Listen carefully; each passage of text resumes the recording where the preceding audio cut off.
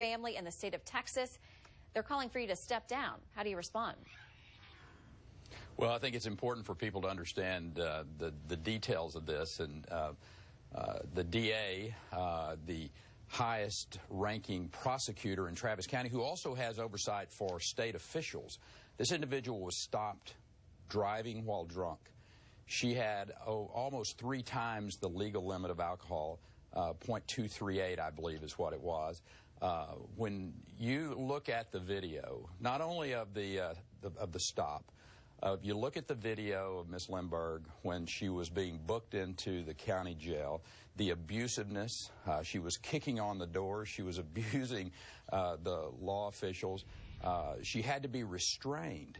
And when you look at that, and you have to make a decision on whether or not $7.5 million of Texas taxpayer money is going to go to the unit that she oversees, I very clearly, I very publicly said that as long as that individual was going to be running that agency, I had lost confidence in her, the public had lost confidence in her, and I did what every governor has done for decades, which is make a decision on whether or not it was in the proper use of state money to go to that agency, and I vetoed it.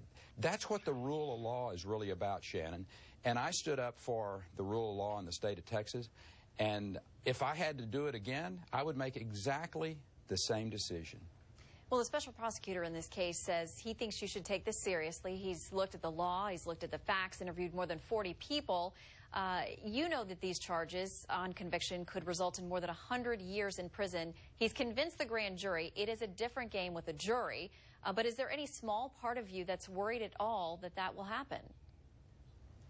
Well, I certainly take everything I do seriously. The rule of law, and particularly, I take seriously.